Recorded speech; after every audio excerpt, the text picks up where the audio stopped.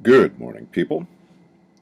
For those of you who have followed my little channel here for some time, maybe even a couple of years, um, you are well aware that I have a deep philosophical interest in certainly mainstream philosophy, but esoteric tradition and philosophy as well.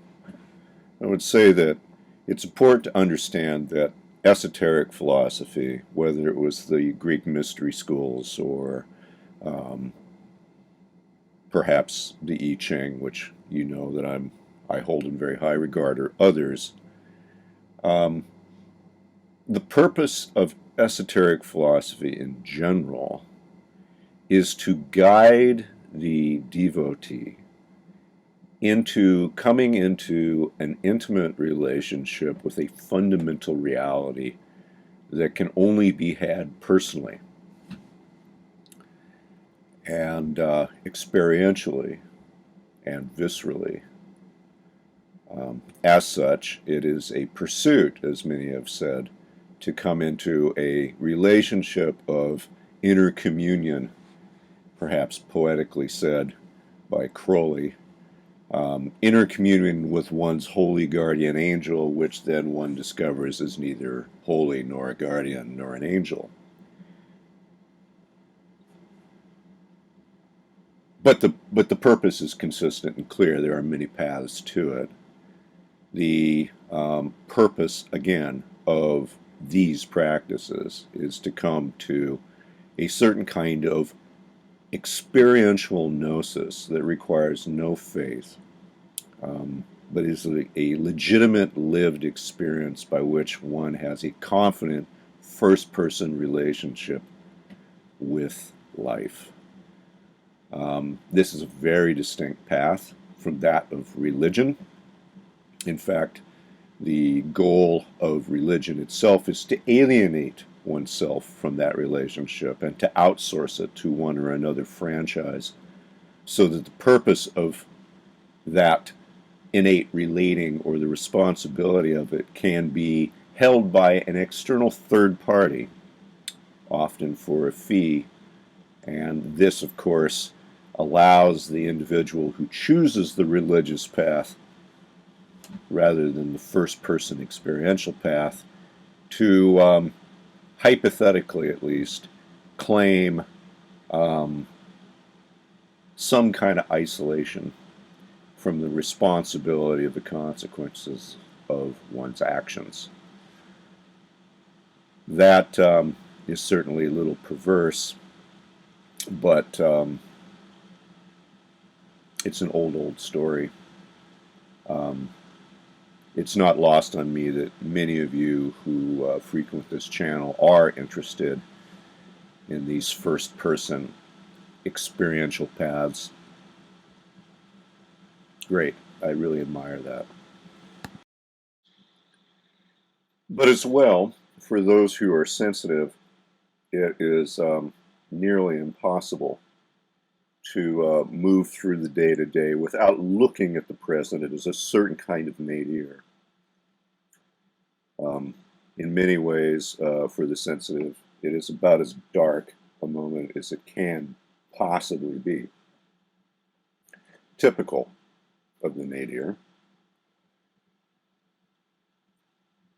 It is especially disturbing, I think, for individuals who have a visceral understanding of the underlying problems in civilization and the unsupported biases that come from it, and how that they interplay with the larger systemic threats, which are in fact symptoms that we face um, more and more in the day to day. Of course, we've identified that here quite well. It is that the individual within civilization knows no way to relate to other than that which is exploitive. The will to create value as a co-participant, as kindred to the divine family, as a creative co-participant in life, that has been lost. All we do anymore is steal, generally, in one way or another. And the consequences of that strategy are becoming more and more undeniable by the moment. One of the bleakest aspects of this perspective is that even in the environments in which we encounter other individuals who, ostensibly at least, claim to be uh, activists or in the vanguard of change for a better world, so often many of them approach the crisis with precisely the same attitude as the world destroyers, meaning that yes, they may be all hot and bothered about wanting to save the whales, but only if they profit by doing so themselves. In fact, they see actually many of these issues as yet another thing potentially to exploit for personal gain. And it takes very little reflection to see that the motivation is exactly the same as it is throughout our civilization. It is just that they have chosen a different target. Their ends may be incrementally different. The status that they may be seeking may look a little different, but it is still often a very long way from anything that approaches the kind of qualitative change in relation that is necessary for us to survive this collapse bottleneck. See, there's a deliberate and self-serving misunderstanding of the nature of the crisis that we face.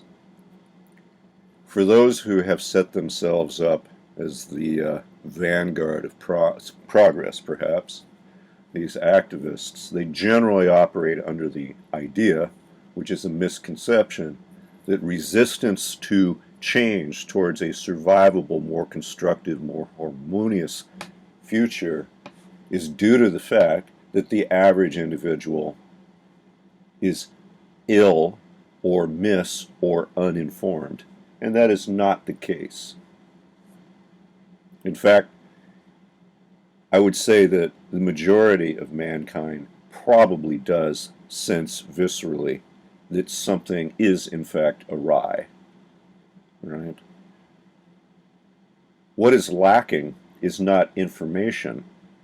What is lacking is positive, attractive, actionable examples of how to go about living your life differently. And remarkably, very few activists do anything any different than anyone else does, up to including, obviously, demonstrating precisely the same goals and motivations that got us here in the first place. That's not lost on anyone, and it is a tremendous obstacle to meaningful progress.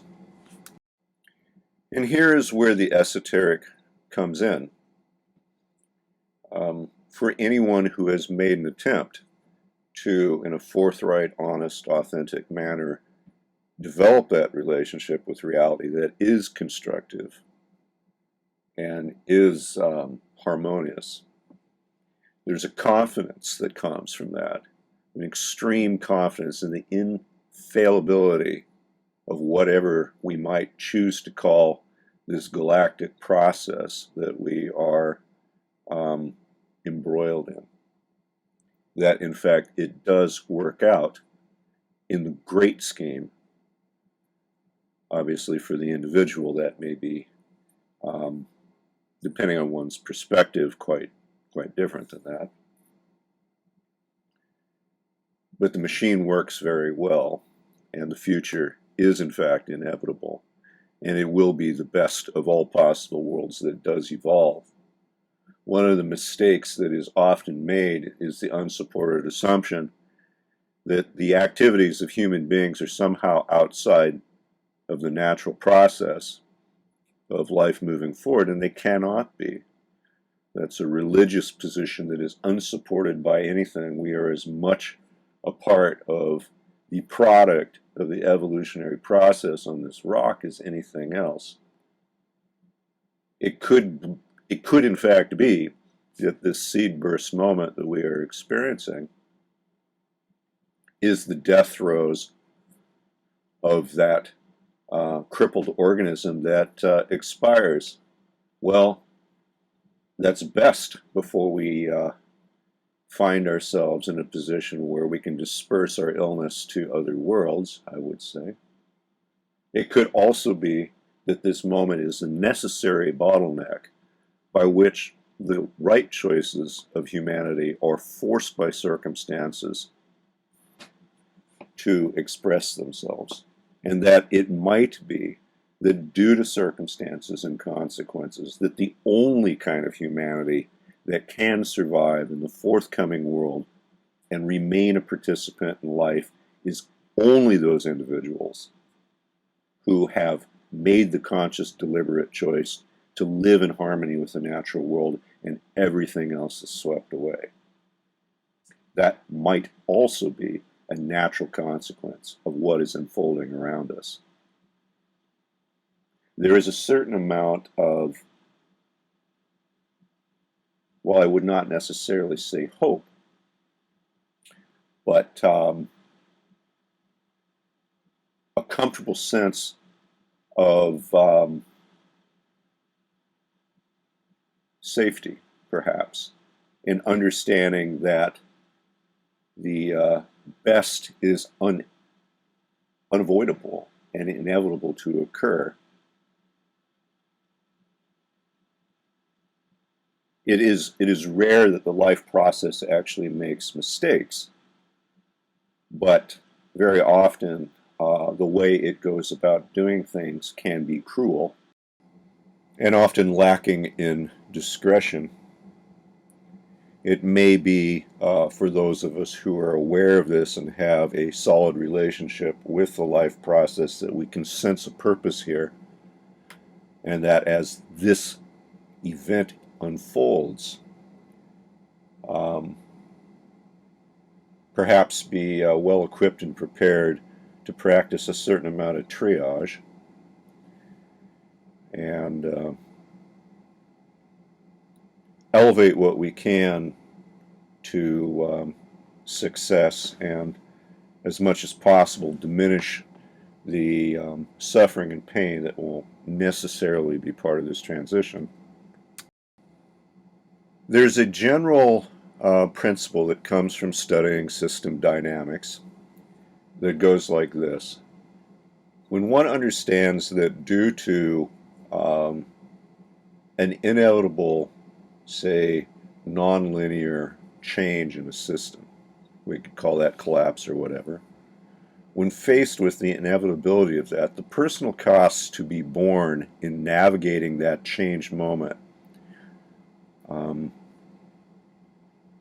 the personal costs are always less the sooner one acts. Let's say that you have a car that's not running very well and the oil light's on and it's flickering, and you know it's inevitable that the engine is going to have a catastrophic failure. Well, the cost to you of repairing the engine is least the sooner you get on it, once you know that it's true, that it will happen. Let's say that you are an alcoholic and you know that it is inevitable that you will encounter some health failure in the future, and that you will be forced to transition how you go about living your life. Well, the cost to you will be least the sooner you act to make that transition. If you wait till the last moment and stretch it out as far as possible, the cost that you will bear will be forced upon you by circumstances rather than choice, and it will always be more severe. The intelligent individual acts sooner rather than later. And if we face a future where the only way forward is to change our fundamental value sets and to embrace an I-thou relationship with other, at all scales, of one where one relates with the intent to uplift harmoniously and in a reciprocity that is authentic. If one chooses that, rather than chooses to persist in what is a losing game, the I-it, the exploitive, the destructive, the sooner one transitions to that I-thou posture, the less the personal cost will be. So why not do it now when you can claim it as a virtue, rather than have it forced upon you as a desperate coping mechanism late in the game, and where one's skills and expectations are still non-conditioned.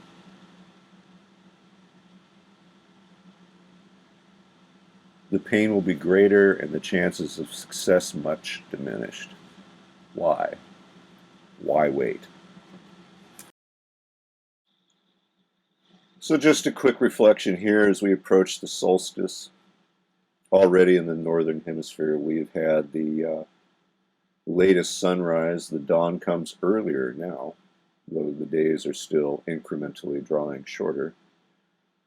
We're near the cusp. We are near the cusp. Today, heavily fogged in on the river.